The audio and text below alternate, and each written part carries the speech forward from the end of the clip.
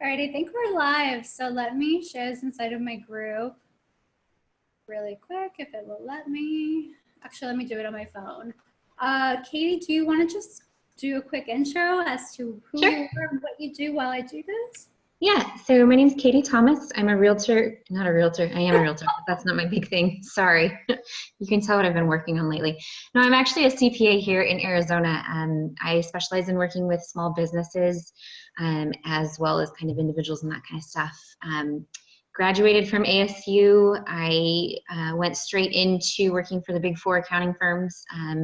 Was working 8 a.m. to midnight Monday through Thursday and 8 a.m. to 5 p.m. Friday, Saturday, and Sunday, and hated my life. Started working for a small firm, loved it, and ultimately ended up deciding to go out on my own. I liked what I was doing, but I was tired of, I was an auditor. So I'd go in and point out everything everyone was doing wrong, and I got tired of just pointing it out. I wanted to go in and help people fix things. And I loved working with like nonprofits because they were so excited to be doing what they were doing. And I found that smaller businesses are also very excited and they want to do things right. Like that's the thing is, a lot of times I'd go into big corporations and they're kind of like, dude, we don't care. We got too much other things to worry about. But people who want to do it right and are excited about things just really excite me. So Yeah, and I actually did a live earlier today speaking about entrepreneurship and kind of transitioning and that being the safe route to go nowadays. So I have just a fun question. You went to Arizona State and I've heard that's a party school. Is it truly a party school? So that was our claim to fame about 3 years before I started there. They always made sure to clarify that that was self-reported. So it was a bunch, they had enough people that we had the most people who voted for us from this school. So I did. Was it like a party school? You could find a party if you wanted to, but show me a college campus that you couldn't. And so from there you went to work for, you said you were in corporate. So where did you work corporate? So I started with KPMG, which is one of the 4 largest accounting firms. We audit Fortune 500 companies. And at that point, I was literally working on one client, just one small piece of it.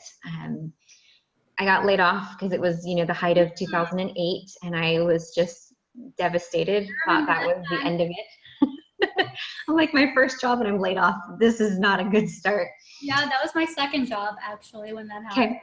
So my second job was there for about a year and then got laid off again. I'm like, I'm so over this. Actually, they ended up rehiring me at a different location, but I had to re-interview, reapply, all of that kind of stuff. So it wasn't quite smooth. Was there for about 8 years, tried a different firm just in case it was the firm that I wasn't loving. Got recruited out of that one by a brand new startup in Phoenix, and was the first employee they hired, was pretty much responsible for all of their processes, procedures, stuff that I shouldn't have been doing because usually your company already has those in place, but I got to actually, it's kind of like my own company because me and the boss were kind of like, whatever we want to do. A little after that, about a year and a half later, I had my 6-month-old and we were on vacation, and I got a call from that company and they said, we're closing down the shop, so don't worry about coming back to work.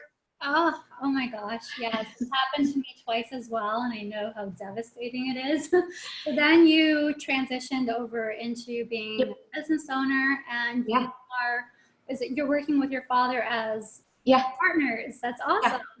Yeah. He got laid off 6 months before that from his job of 35 years. So we were both like, you know what?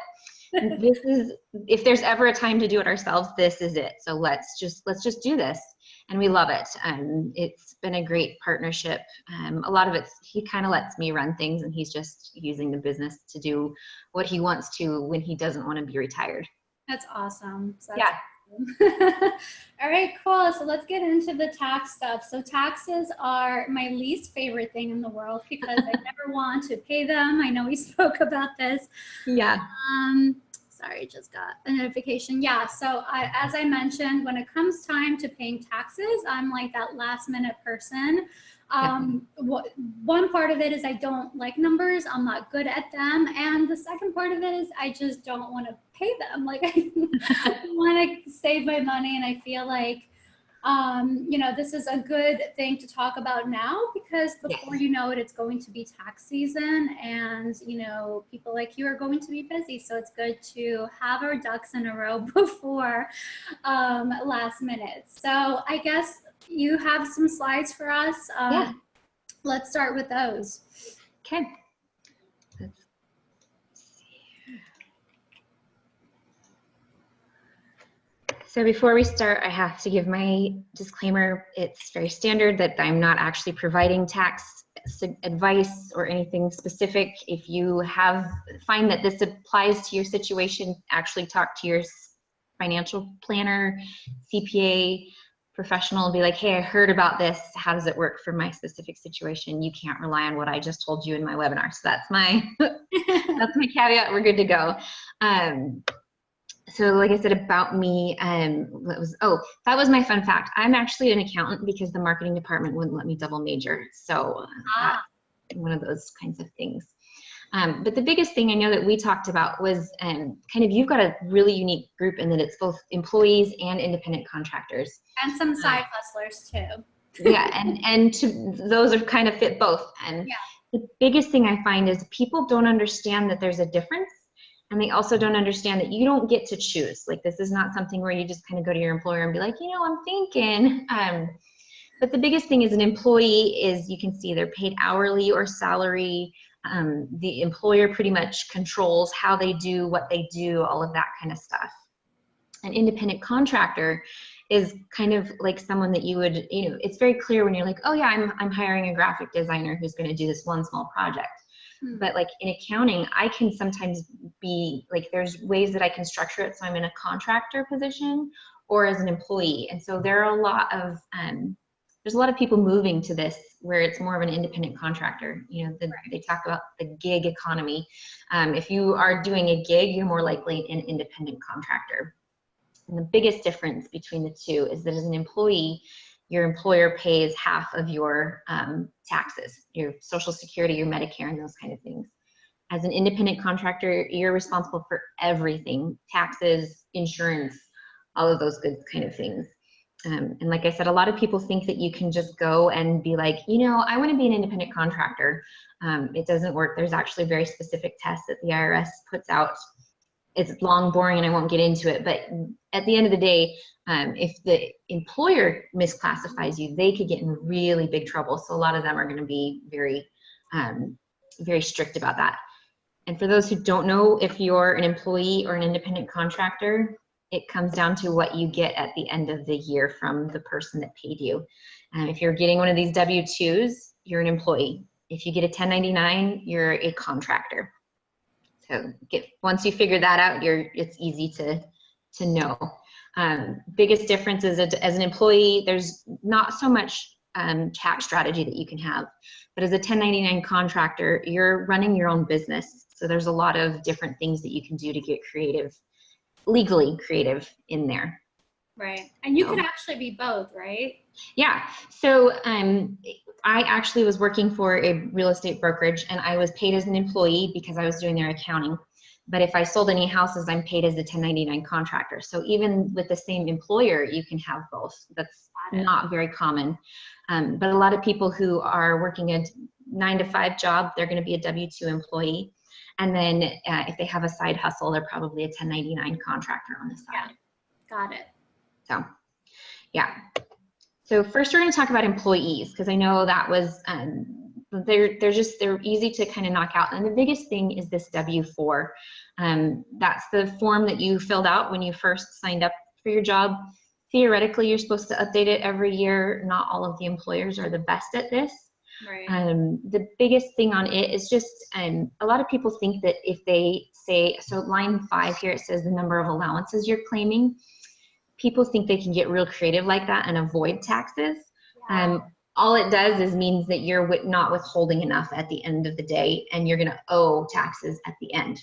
And the killer thing about the IRS, and I just sat down with a client yesterday, they like their money as soon as it's owed to them, which does not mean at the end of the year. It means when you earn it. Mm-hmm. So if you don't pay if you don't have your employer withhold enough taxes, you actually owe penalties on what you owe at the end of the year. So on top of what it is that you already owe, you can owe a penalty as well. Yep. Oh gosh, okay. We want to avoid penalty and interest. Like they're like, no, you owed us this money back in June when you earned it, not in April when you filed.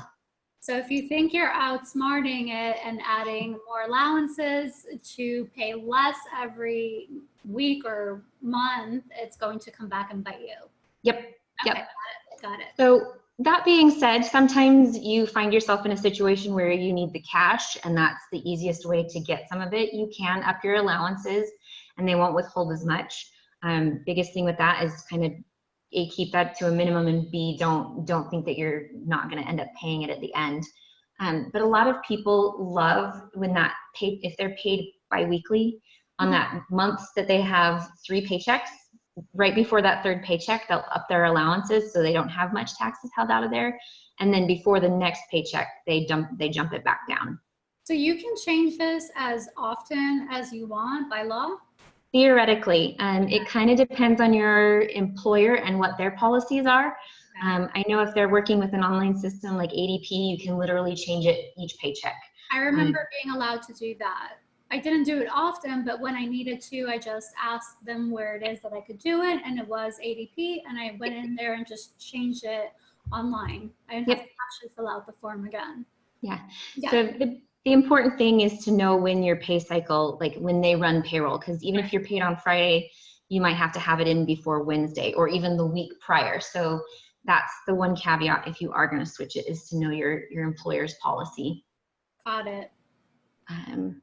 But the biggest thing is the employer can't give you any kind of guidance on this. And to be fair, this what we're showing on the screen is literally just the piece that goes back to them. There's a second page to this, which they call a worksheet. And it's literally, the IRS has asked you a bunch of questions to kind of help you calculate this kind of thing. Yeah, I know. When I worked in HR, even though I worked in HR, everyone would come to me and ask me, like, how do I do this? And that's the one thing we always said is, like, we can provide this to you, but we can't give you any kind of instruction. And that was always what was told to me as well. It's kind of like, well, how do I know how to do this? Trust me, we all ask that question. We're like, well, what do you mean you can't help me? But by law, and that's the thing, is a lot of people think the employer is just being mean, and they're not. They're legally not allowed to. Even if they think they can understand it, they don't want to get into that. But that worksheet's pretty self-explanatory. So if you just read through it, it asks you, do you have any children that you're claiming on your tax return? And yes, no kind of thing. So it's fairly self-explanatory. For the most part, if you're married and only one of you is working, then the working spouse would have 2 exemptions. If you're married and you're both working, you don't want both of you to have 2. You want 1 on each kind of thing. Or you can strategize and do 2 on one and none on the other, but that's, for the most part, the general rule of thumb. Okay. So the other thing too is if you're kind of going through and about midway through the year, you're kind of like, okay, let's take a look. You can roughly estimate where your taxes are going to fall, assuming, all things consistent. And if it looks like you're paying too much, then you can change it. Or if you're not paying enough, you can change it as well. So that is the benefit of changing mid-year. You're not stuck with what you committed to. It's not like your benefits from the beginning of the year. Right. So I don't know if this is like a stupid question, but how would you change it? Like if you say have no children, right? Yeah. And you want to change it, do you change it to 1 or 2 or 3? Like how do you do, like what? Generally, there is no rule to that. Like there's no good guidance, and most tax professionals are going to tell you to just leave it where it is. That being said, my husband, it was funny, he'd always come home and be like, oh my gosh, all of the guys that I work with, because the 3rd paycheck, they ran in and changed their thing, and they jumped their allowances to 10. Yeah, my boyfriend has like 10 allowances, and it's like, okay. Yeah. So, but that was funny. Like I said, I talked to a client yesterday, and she jumped hers to 10 because she wanted the cash, and she didn't change it back. And then she underpaid by about half of her tax because she wasn't withholding taxes for half the year. Right. So you could do it, just you have to be careful and be aware, not forget to change it back and all that good stuff. Exactly. So it's most people tend to only change it if they know they've had a change in circumstances. You have a kid, you get divorced, life events. Right. Or if that third paycheck is kind of when everybody likes to play with that one, just to max out the cash. Well, when you do it, you can actually see what you get in the paycheck. And if it's not enough, you can up it for the next paycheck and kind of play with it, that kind of thing. Right? Okay, got it. But for the most part, most people set it and forget it. And that's it's just the safest way. Make sure you follow that worksheet and then fill it in and put it away. And then if at the end of the year, you can kind of gauge, okay, I had one exemption and I'm getting this huge refund. I need to do something. Or I had one exemption and I owe a huge amount. Something's not right. Like at the end of the day, what you get and what you pay should net to roughly the same. So that's where sometimes you have to spend that first year to figure out what you've got going on. Got it. So that's your W-4, and that's really the most important thing when it comes to an employee and managing their taxes, because at the end of the day, your taxes are withheld for you. So if you don't have it withheld properly, that's where most people get in trouble, as opposed to you didn't pay enough or you didn't, that kind of thing. So got it. This is just a quick info of what you'll need. It's really pretty basic, and everyone kind of gets scared because they're like, oh, it's a tax form. Hopefully you know your name and address, your social security number. Is anyone else claiming you as a dependent? I know a lot of new kids, especially with the tax law going up to 26 sometimes, that can get them in trouble. You know, they think they're not being claimed, and they are, because, you know, their parents are still paying for everything. So just kind of talk to your family. And then that head of household. So if you're divorced and you have children, then you can file as head of household if they're primarily with you. There's a couple other tests to meet, but instead of filing, it's not just single or married. There is that extra head of household. So got it. This is the great one that I said, you know, if you have kids, you can have 3 allowances, possibly 4 if you've got 4 family members. Bear in mind, these are very basic, high level. This comes directly from the IRS. So if you know you've got a lot of other things that are going to knock down your expenses, or increase your deductions and that kind of stuff, this may not actually apply to you, but that's why I'm saying that first year you kind of just run with it and see where it lands, and then you can kind of take a step back. 1 second. You can keep Yep. going. So for those that are still live, yeah, the biggest thing is just kind of see where it is. And then, like I said, mid-year, you can always run your numbers through a quick program and kind of see where it's going to fall out. And if you're projected to have a big refund, then we can adjust. So that's the nice thing. So this, like I said, if you withhold too little, you get the large tax bill at the end of the year. And if you withheld too much, you gave the government an interest-free loan. And I know so many people are like, oh, I got like this massive refund. It was like $10,000. They're excited about it, yeah. I look at them and I laugh, and I know I'm one of the only ones. I'd much rather have to write a super small check, because don't get me wrong, there's nothing worse than writing that $10,000 check to the government. But you getting that money back, it was your money all along. You just weren't able to earn interest. And I know that bank account interest is like piddly right now, but we talked kind of about the missed opportunity to invest, not just in stocks and bonds, but in yourself, in your home, in your training, and that kind of thing. So this is what we said, investing in my career. Yes. Yeah. So this is where you are paying, but not overpaying, right? So these are the things you can invest in instead of getting one lump sum at the end, and a massive refund. These are the ideas of things that you can actually invest in all year throughout without having that big sum taken out. Yep. Yeah. As great as it is to get that $10,000 check and finally be able to go afford the car, imagine what you could do if you were getting this training and improving yourself. Like, you could go get the raise where it would just be, you'd be earning more kind of things. You could get a better job, that kind of thing. If nothing else, improve yourself so that you can just do your job better. So The other one is join networking groups. Those can be expensive, but if you've got some money and you know you're not going to have as much at tax time, go meet people. Start that side hustle. Yeah, and for me, masterminds have been huge. Yep. About going to a Tony Robbins event at the end of November. He's coming to New Jersey, and that's like $600. So that's something I want to do. And you know, if I'm taking taxes out and I'm an employee, that's not something that I could do. But then if I am doing this properly, that's something I can do, and that can, you know, just be life changing. So yeah. Exactly. So there are a few other ways to minimize your tax liability as a W-2 employee.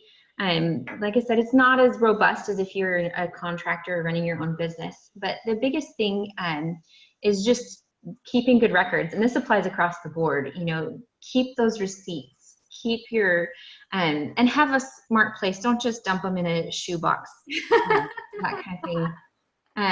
The crazy thing is with the Tax Cut Act that passed at the end of last year, there's still a lot of confusion and concern about how it's actually going to fall out, largely because there's certain provisions in there that even the IRS is kind of like, we don't know what the lawmakers were actually trying to say. So we've run scenarios. I've been in a lot of training classes, and there's two camps, one where it hurts and one where it helps. And for the most part, though, it hasn't been significant. $500 here and there, don't get me wrong, that's nothing to scoff at, but we're not talking like someone went from a $10,000 tax owing total and to suddenly owing twice that. I mean, at the end of the day, it should shake out more or less how it is. The biggest thing that is hurt this year is if you're an employee and you had unreimbursed job expenses. Those are no longer tax deductible. And I know a lot of employees were kind of really shocked to hear that and are kind of like, how do we fix that? You know, I work with a bunch of mortgage professionals, and obviously they take their clients out on those kind of things. No longer tax deductible, and so they're kind of hurting. But you can do other things. Your IRA retirement accounts, your 401k, if your employer has it, do that, because that reduces your taxable income, which means you pay less taxes now.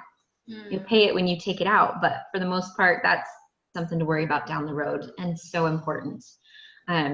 If you have a FSA or an HSA, so a high deductible plan, you can have an HSA. Put that money in there, and then you can pay your medical expenses with that. And it's the same with the child care spending account. So we just put our 2-year-old into preschool, and we had the money come out pre-taxes, which is awesome, because at the end of the day, I'm going to pay that money one way or the other. So the governments realize they need to help support that. The other one that everybody laughs about is have a baby. Literally. You know, every year my accountant asks me like, okay, did you have a baby this year? And I said, unfortunately, no, but we'll try next year. We'll work on that for you. Yeah. No, when we were going through school, it was always the big joke that literally as long as you had that baby on December 31st, you got to claim the exemption for the entire year.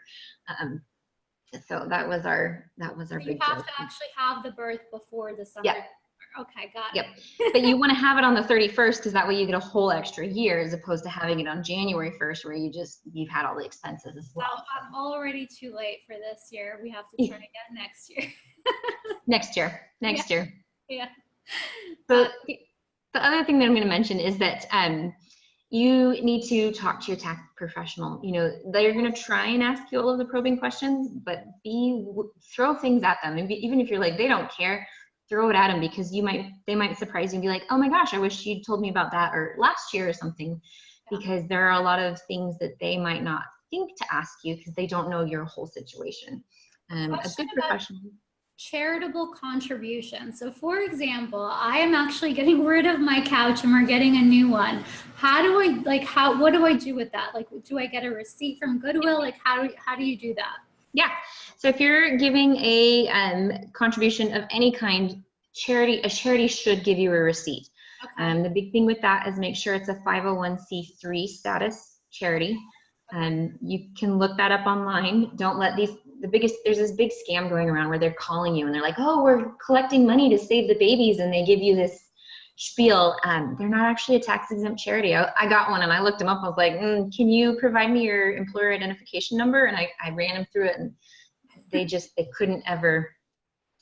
So if someone calls you soliciting and you don't recognize the charity, like it's not someone that you've done business with, or that you know, Children's Museum of Phoenix, that one's we know that one. So I'd be fine if they called me, but like the random Timbuktu place, you're like, but they're gonna all give you they're gonna give you a receipt. Okay. Anything over 250, they're legally required to give you a receipt, but even under that, they're gonna give it to you. Okay. If you're going to claim more than $500 in non-cash contribution, then you have to also get like an appraisal or come up with some way to value it. Non-cash contributions kind of get a lot trickier, but if you're going to donate something like a couch, call Goodwill and be like, hey, what do you need from me? They won't put a value on it, and they're not allowed to put a value on non-cash contributions. But they will give you that receipt and you can put the value. And the biggest thing that we're hearing from the IRS is to actually take pictures. So if you take a bunch of your kitchen stuff and you donate it, the IRS wants to see a picture of that to support what you gave. That is an amazing tip. So yeah, this is very valuable information. And these are things that we're all learning. A lot of tax actually comes out of either tax law or IRS cases. So just because we have the code and here's what this says, here's what the actual law ends up being. So it's interesting. Interesting, yes. Yeah. So that's good. There's more, right? That's really it for employees. Biggest thing is definitely the 401k, you know, especially if your employer is matching any of your contribution. I know a lot of people are like, well, I need the cash now. And I respect that. But at a bare minimum, you need to be earning that match. Otherwise, you're giving away free money from your employer. So the contractors is the next one. We also know them as entrepreneurs often. That's something I've run into is a lot of these contractors, because of how they're running things with their company that they're contracted with, they forget that they're actually running their own business. And then they get themselves in trouble at tax time because they're like, well, nobody told me I should be doing that. So that's kind of where my heart and passion came in is, hey, you guys are running a business. Let's be smart about this. And let's have this discussion before the end of the year, because after that, I'm just a historian. All I can do is report what's happened. I can't actually help you avoid anything. Right. So few things. There's different ways to legally set up your entity. Yeah, I actually just did an LLC last week. Yeah, and this gets into legal. So you know, my insurance company is going to tell me that I should tell you to contact an attorney to get good advice. But for the most part, you're probably going to be an LLC or a sole proprietorship. So if you're working by yourself, your default a sole proprietor. You actually have to set up a corporation or an LLC to have that extra status. And the reason that you see that in bright green is because it's actually a great way to mitigate some legal risk. If you're just a sole proprietor and you screw something up, they sue you and they have access to all of your assets. If you're an LLC and you screw up and they sue you, they only have access to the property of the LLC. So it's more about protection than anything. The biggest thing that I run into is everyone's like, oh, well, how should I be taxed? As an LLC or an S Corp? They're not mutually exclusive. So this is the legal setup. And then there's the tax setup. And this you can see that red line is that an LLC can actually elect to be taxed as an S Corp. So what this does is it gives you some options to deduct your payroll taxes. So like I said, a W-2 employee, your employer is actually paying half of your FICA taxes. As a contractor, you're responsible for all of it. So if you're earning more than $60,000 in a year, you probably want to talk to your CPA and talk about setting up as an S Corp to save that money. Because at the end of the day, you run things through payroll through the company. Much below 60,000. So if you're only earning about 40,000 on the side, it may not make sense to be an S Corp. Just the cost of doing those payrolls might offset any savings you have in those tax deductions. So. And what is the difference between, there's an S Corp and a C Corp, right? There's two kinds. What is the difference? So a C Corp, an LLC cannot be a C Corp. A C Corp is a completely standalone. The biggest thing with them is they're subject to what's called double taxation. So they get taxed at the corporation level. So if they make $10,000, there's income tax on that at the corporate level. And then if they pay any money out to you as an owner, there's tax on that as well. So essentially you're getting hit twice. Whereas everything else, it all flows through and it only gets hit on you when you get the money out of the corporation. Got it. So very few people are going to do a corporation. And those are, you know, the big ones, obviously, like Nike is a corporation. They can't be an LLC because they're too big. They have to incorporate to be part of the S&P 500 and all of those, the Fortune 500 stuff. But most corporations are big. So you're not going to see too many entrepreneurs being a corporation. Yeah.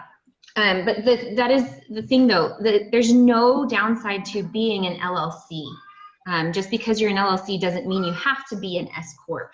You can choose to be an LLC and still be taxed as a sole proprietor.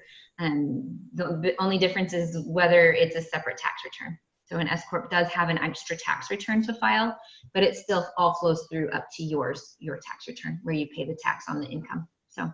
Got it. Yeah. And for the most part, I haven't researched every state, but I know here in Arizona, it's super easy to set up an LLC. And a lot of tax preparers can help with that as well. So definitely talk to someone in your state specific because there are certain rules, or someone who does know your state. And if they're, you know, I wouldn't be comfortable doing like New Jersey because I don't know that state, but I can certainly refer to people who do. So my top 5 tax tips, and this kind of applies to everyone, but especially for those who are running their own business. The biggest thing is keep your business and your personal separate. Not just your drama, but like all of your money and everything. So get separate tax accounts, bank accounts. So even if you're not going to have a separate corporation, you're just going to do it all through you, that's fine, but still keep separate bank accounts and try really, really hard not to use the wrong credit card kind of thing. That's such a good tip because I was for the longest time like co-mingling, is that what it's called? And they told me in the bank, you can't do that. Yeah. So what I did is I, have my EIN numbers, what you need, right, to set up a business account. And then you have your personal account, and I do it in Chase. And then it's very simple. They just set it up for you. You just tell them, here's my information, here's like my LLC, all that good stuff. They set up your business account for you. Then you have a debit card for each one. And if you're doing something for your business, you pay with that card. If you're going out doing your personal stuff, you have your own separate, like regular debit card, right? So that's how you do it separate. Okay, got it. And the cool thing is if you can get it at the same bank, then you can literally just transfer funds out if you need money. So like it doesn't have to be separate banks and all that. Like we're not making this difficult, but just keep them separate. And a lot of people don't. And the other thing is, as you start learning some of the things, like all of your auto expenses should be run through the business, even if there's some personal, because at the end of the year, your tax professional can pull that out. Oh, that's interesting. I did not know that. Well, it depends on if you're doing mileage or actual expenses, but for the most part, run it all through your business and then they can pull out the personal portion. That said, they don't want to see your manicures going through your business, and the IRS has very clearly said those don't count. Why? Unless you're a hand model, then you might be able to actually claim it, but for the most part, those kinds of things. So that's kind of where the whole business personal kind of gets a little blurry, where it's those mixed expenses, but if it's distinctly one or the other. And then the big thing is if you do accidentally commingle, you want to get that fixed right away. So if you use the business card for a personal thing, we need to reimburse the business. Or if you used a personal card, the business needs to actually reimburse you. And this is critical, like do not commingle if you are an LLC, because at that point you've totally invalidated any of that legal protection. And so if you have your business and you're getting paid through your business, then Mm-hmm. you pay yourself and just Mm-hmm. send yourself the money. Is that how you do it? Yeah. So if you're not doing an S Corp, then you don't really have to do payroll. You don't have to set up a payroll and run it separate. You do need to be making your quarterly or sometimes monthly tax payments, essentially as if you were an employer and paying employees, paying like yourself as an employer, even if you're not paying actual payroll. You know, for me, I haven't hit that point where I'm running it as an employee. But I am making my quarterly payments as if I were. And the cool thing is, if you're using something like QuickBooks Self-Employed, it will actually show you what you owe on a regular basis, so you can keep track of that. General rule of thumb is about, if you're not using a software that's calculating that for you, always withhold 30% of your checks just to cover everything and be safe. That's generous, but I'd much rather have more money left over than sit there and have to be like, I need to take out a loan to pay my tax bill. Got it. But that next one is be strategic. So I sat through a webinar, and I'm going to share this with everyone. So if you're on Instagram, Tyler McBroom with Measured Results, he's actually out of California. He drops the most amazing tips on how to make your lifestyle tax deductible. So ways to take a vacation and have it be expensable. You know, you work on a Friday, then you stay Saturday and Sunday, and then you work on Monday, and then the whole trip gets to be deductible. Stuff like that. Awesome. What was his name again? Tyler McBroom. Okay, got it. And I'll post that in the group as well. So Follow him. Yeah, and just he drops stuff that even I'm sitting there going, I would have never have thought of that, but that's genius. Yeah. But he's the one who really kind of came up with this thought of your lifestyle tax, make your lifestyle tax deductible. And the best one is, like, for me, I have a doctor and they're up by one of my clients. So I always schedule my doctor's appointments right around client visits so that I can deduct the mileage to the clients. Smart. And it's just that little bit difference that I don't get to, as opposed to having to make 2 separate trips. So these are like little hacks. Yep. That's great. So stuff like that. The other thing is, as an entrepreneur, as a self-employed kind of person, don't neglect your retirement. I know it's super easy to be like, I need the cash, I need it now. But unless you want to be working for the rest of your life and not retiring, you need to be treating it like you had a 401k or your employer offered that kind of stuff. There we go. Have a good CPA. That a lot of that is, you need someone who's going to be talking to you now. Maybe not quite now because they're getting ready to file all of the extensions, but in June, July, August, they're reaching out to you saying, hey, where are you at? What have you got going on? Has anything changed? Or even more important, that someone is, that you can call them and be like, hey, I'm trying to do this. What should I know?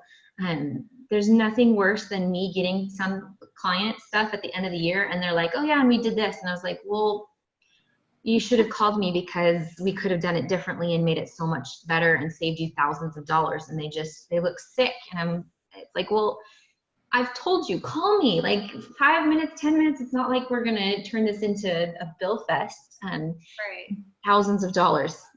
So you need someone who's willing to be a trusted advisor. That's really what it comes down to. Because at the end of the day, if you have a good CPA, they're worth every penny you pay them, because they're going to save you at least that in your taxes. I agree. Yeah. And then the top tip that every tax preparer will tell you is have a good set of books. Your shoebox full of receipts is great, and I much prefer that to I don't know. Yeah. But it's worth it to get a system.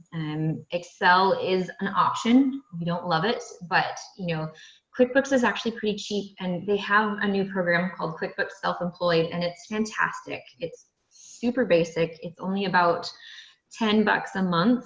Okay. And the thing that I love about it is twofold. One is it tracks your mileage. if you're using your smartphone.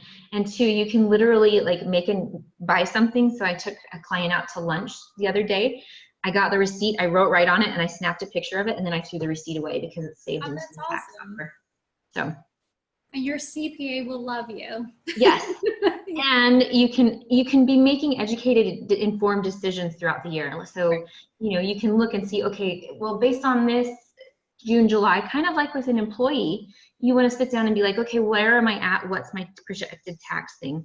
And then you can be like, oh, hey, it looks like we've got some extra money. Maybe we could afford to buy the new car for the business, or invest again. Take that money in and invest it and be smart about it. So yeah, that's my stuff.